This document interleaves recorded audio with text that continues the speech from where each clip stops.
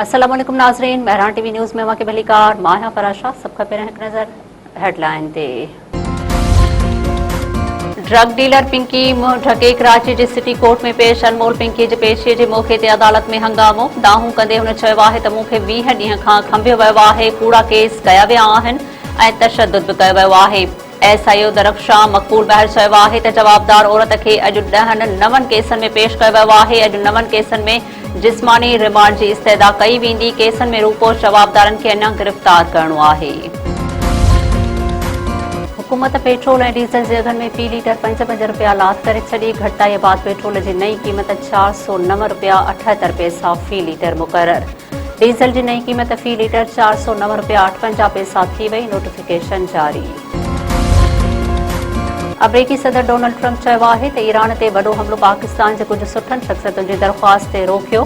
उहे शख़्सियतूं ईरान जे वेझो आहिनि। उन्हनि चयो त हमिलो रोकियो, असां डील कराए ॾींदासीं। अमरीकी टीवीअ खे इंटरव्यू में ट्रंप वधीक चयो आहे त जॾहिं बि डील कंदा आहियूं ॿिए ॾींहुं ईअं लॻंदो आहे ॼण असांजी ॻाल्हि ॿोल थी नाहे।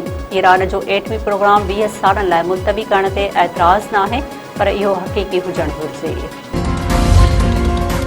पाकिस्तान क्रिकेट बोर्ड खे ICC गॾिजाणी ऐं IPL फाइनल जी दावत मिली वई। ज़रियनि मूजिबि मोहसिन नक़वी जे भारत वञण जो फ़ैसिलो वज़ीर आज़म कंदो। इंटरनेशनल क्रिकेट काउंसिल जो इजलास हलंदड़ महीने 2 मरहलनि में थींदा।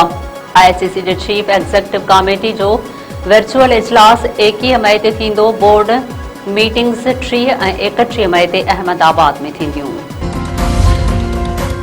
सिंध में हिक ई ॾींहुं ख़ुदकुशीअ जा 4 वाक़िआ। औरत समेत 6 ॼणनि आपघात करे छॾियो। डिगड़ी वेझो 5 ॿारनि जी माउ जो माल जे वाड़े मां फाहो खाधल लाश हथ देह 174 में 50 वरियनि जी मीना ज़ाल घणे सुकूली पंहिंजी ज़िंदगीअ जो अंत आंदो।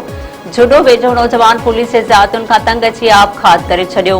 रियाज़ कॉलोनीअ में 18 वरियनि जे अली ग़ुलाम जरवार घर में फाहो खाई ज़िंदगीअ जो अंत आंदो।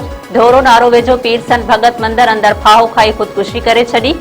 दड़े वारे इलाइक़े में जबो भील जो लाश मिलियो। मर्द ज़रूरी कार्रवाई बाद वारसनि हवाले।